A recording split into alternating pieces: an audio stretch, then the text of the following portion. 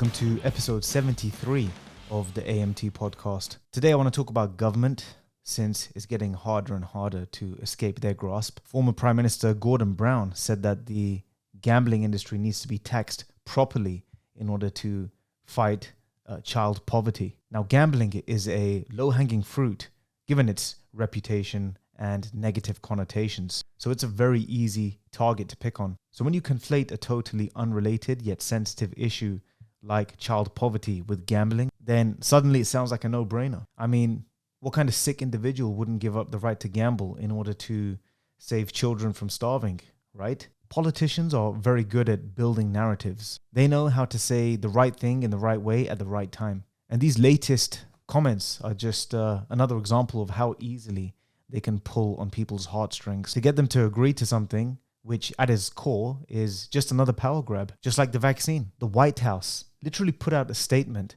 that the unvaxxed should prepare for a winter of sickness and death. They told you not to hug your loved ones, to snitch on your neighbors, and not go to the gym whilst you could still order Uber Eats. So if they can convince the public to give up their freedom so easily, then gambling is going to be a cakewalk. And as is always the case when it comes to government intervention, it always does more harm than good. I did an episode last year on the government's proposed affordability checks and loss limits, which were allegedly aimed at protecting vulnerable gamblers. It didn't take long to unpack the truth behind the proposed measures. And as you probably guessed, it's been an utter failure so far. It's cast a net that captures and penalizes punters who are, for the most part, responsible, or in my case, profitable. And as a consequence of the checks, liquidity on sports like racing have just tanked. And in that episode, I did share my profit and loss from Cheltenham, comparing it to the year before, where last year my profits were slashed almost in half due to a 25% drop in liquidity. Traders like me, who like to make large deposits and increase their betting volume on big festivals, weren't allowed to do so unless we gave up sensitive private information like bank statements and tax returns. In a Racing Post survey recently, amongst those who placed bets with unlicensed operators, 64% cited affordability checks as the primary reason, a 13% increase from 2023. The survey also found that the black market engagement increases in proportion to the bettors staking. Around 12% of those staking around £50 admitted to using unlicensed bookies. 20% of those who waged between £100 and £200 were using the black market. And over a third of those betting around £1,000 or higher per bet were using the black market. And the shift is causing a heavy strain on the British horse racing sector, whose funding is heavily dependent on the betting industry. Bettors continue to oppose affordability checks, with 61% of respondents refusing to submit documents. And when questioned about their response to betting restrictions in light of the checks, 27% said they would lower their betting activity in order to comply. Another 25% said they would consider using black market bookies. 12% stated they would certainly use the black market, and 27% said they would stop altogether. The government measures were labelled as frictionless, but if even low-stake punters are considering the black market, the impact has clearly been underestimated. Now, with regards to betting tax, there's currently three types: remote gaming duty, general betting duty, and pool betting duty. Horse racing falls under the second category of those, which is taxed at 15%. But government are proposing to unify all three categories to bring racing in line with the others, from 15% to 21%. In essence, they want to treat a skill-based form of gambling like horse racing the exact same as games of pure chance like roulette or slot machines. Now, to bet on racing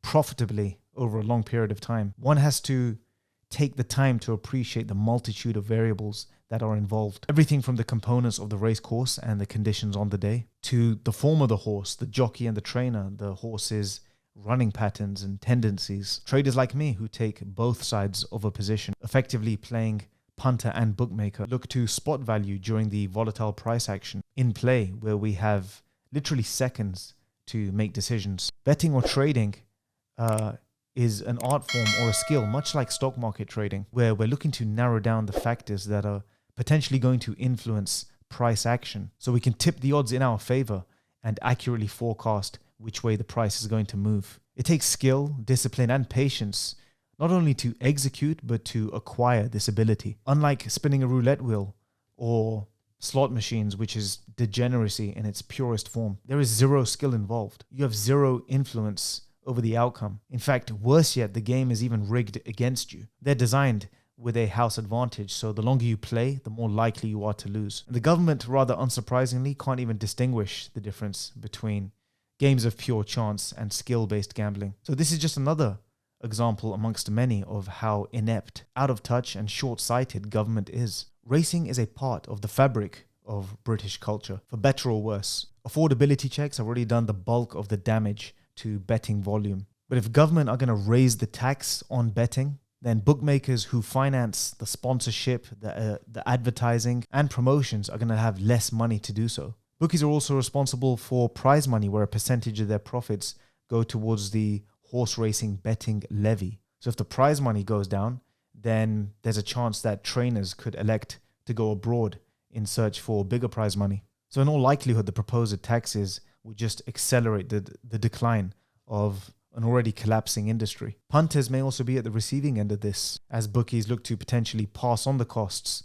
through worse odds. Economic analysis commissioned by the British Horse Racing Authority estimate that changes could see a £330 million revenue hit to the industry over the next 5 years and put 2,700 jobs at risk. So basically the whole ecosystem that's worked so well up until now, that's made Britain not only the home of racing, but the home of gambling around the world, is under direct threat because of government intervention. The government are so bad at handling anything. There's a saying that if they were in charge of the Sahara Desert, they'd run out of sand. So what's being done about it? Well, it turns out there's a planned racing strike coming up on the 10th of September. So if you're planning on trading or betting at Lingfield, Carlisle, Uttoxeter, or Kempton that day, then it's likely going to be a day off. There is, however, a meeting in Ireland at Cork that's going to go ahead, since the Irish racing operates separately from British racing, and you'll be damned if the Irish are going to take orders from Britain again. But it's estimated that the strike is going to cause a loss of approximately 200 grand on the day in terms of revenue. And if we go back to the economic analysis conducted by the BHA, that sort of ties in with their numbers. If 200k is the daily average, that's 6 million a month, or 72 million a year, or around 350 million over the next 5 years. Now 200k is a small blip in the grand scheme of things, and obviously it hurts the industry more so than the government, but it's a sacrifice that at least signals to the government how willing the industry is to oppose this tax hike. So the implications are clear. Gambling, namely horse racing, is already on its knees. A once flourishing industry is now being crippled because of government policies. Don't be surprised if, in typical political fashion, the politicians spin this failure as some sort of moral victory by claiming that gambling has gone down, whilst staying hush about the thousands of lost jobs, the brain drain of the UK's best trainers, and propping up illegal operators, which will in turn require even more government resources to tackle. Now, the tax hike is one of several that are coming on the back of this alleged fiscal £50 billion black hole in the government's budget. There's mounting rumours of a wealth tax. They're planning on introducing a rise in income tax by 5%, and they're even considering overhauling council tax bans. So essentially the government literally believe that by robbing working people, by funneling money out of the free market, that they can allocate it better somehow, which, as I've pointed out several times now, they're just not capable of doing that. Government public spending is already at an all-time high. It's risen from 35% to 45% of GDP, which is approximately £280 billion since the start of the millennium. Yet everything's worse. There's countless government programs which waste tens of billions of pounds.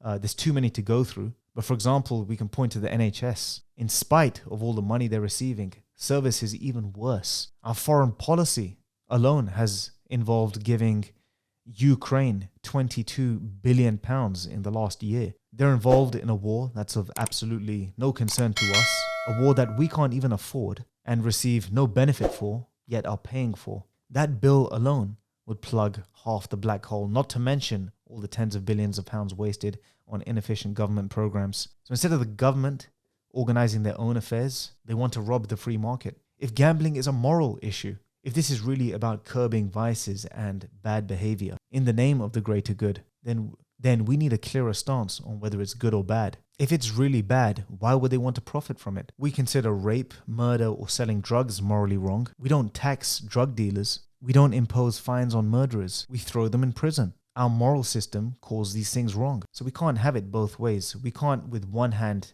allow people to engage in certain activities while penalizing them for doing it. What sort of free will is that? Government policies become effective when they are black or white. Governments, unfortunately, are not sophisticated enough to address problems with nuance. The department isn't big enough to distinguish between who is and who isn't responsible to gamble. So it was inevitable that this half-baked, mealy-mouthed approach where we make gambling legal to partake in, yet penalize those who do it, will never work. People are always going to look for ways to circumvent restrictions, and as the data sample shows, they will even consider using the black market. If the government were to outright ban gambling because they believe it's wrong, obviously that's a massive restriction of freedom and personal liberty, which is the bedrock of Western civilization. But I would at least respect the consistency, especially so if they did the same with junk food, let's say, or alcohol and cigarettes. Countries like Saudi Arabia are so effective at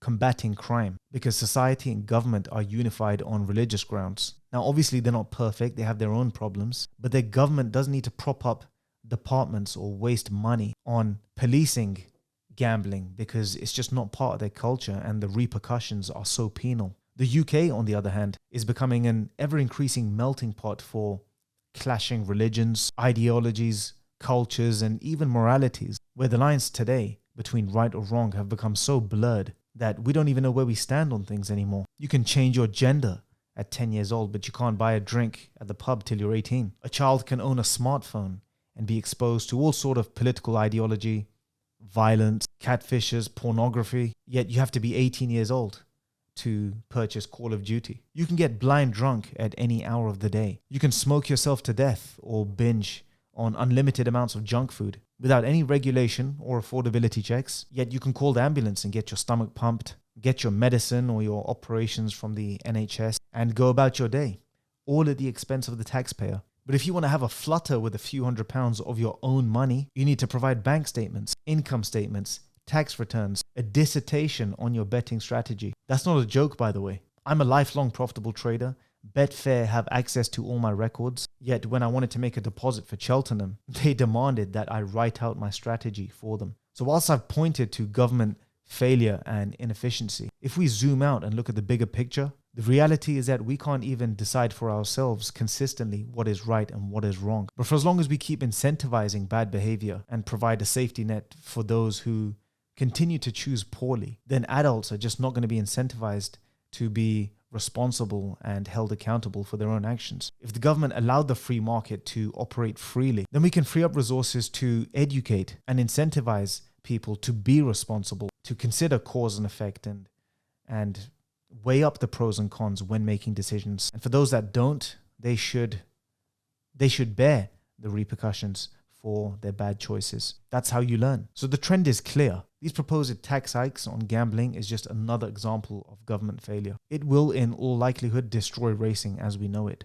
The forecasted economic impact runs in the hundreds of millions of pounds, nearly 3,000 lost jobs, and arguably most importantly, another infringement on our freedom and personal liberties, which is the bedrock of society. Governments always fail because they are not involved in industries at a grassroots level. So the departments in charge cannot accurately forecast the opportunity costs of implementing such policies. And the affordability checks were a perfect example of that. The net that was cast in order to protect vulnerable gamblers ended up penalizing responsible and profitable gamblers in equal measure. Government's only responsibility to the people is to act like a referee and make sure everyone's playing by the rules and no one's breaking the law. The reason that governments continuously fail is because they are not subject to the same kind of competitive pressure that promote efficiency like the private sector. They literally fund themselves by imposing taxes. They create nothing. They build nothing. All they do is take, and when they can't take anymore, they borrow. And that's another reason why taxes are so high and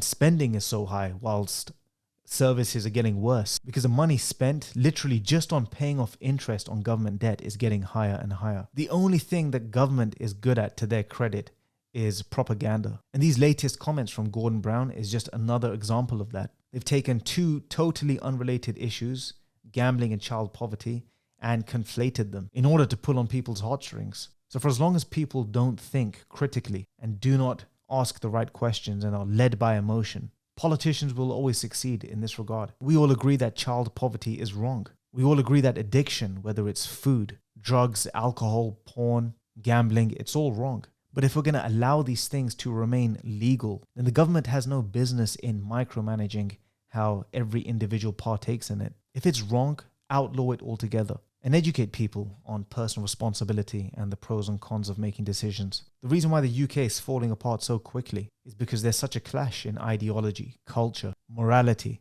fiscal and monetary policy, foreign policy, and nothing makes sense anymore. There's so much hypocrisy. But countries that are united, where the demographics of the people is homogeneous or the religious and cultural norms are consistent, then it's easier to know where you stand. So whilst at face value, the tax hikes are a symptom of government failure to finance debt and overspending, the reality of the problem points to a failure on everyone's part. The problem is layered, and for as long as we provide safety nets for those who continue to choose poorly and don't allow people to fully face the repercussions of their bad decisions, resources will continue to be wasted as government attempts to micromanage the problem. British people have been so readily willing to hand over their freedoms in the past, and nowhere was that more pronounced than with COVID. In doing so, they have now effectively given government a mandate to now interfere in all aspects of their personal lives. It is no wonder we are on a socialist decline. So the upcoming racing strike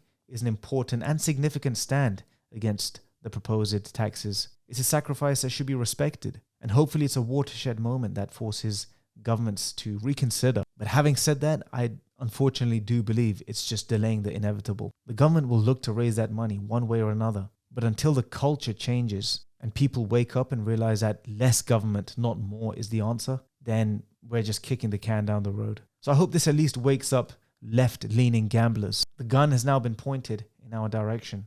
So what are you going to choose? Anyway, that's my 2 cents as always. Leave your thoughts in the comment section below, and I'll see you guys in the next episode.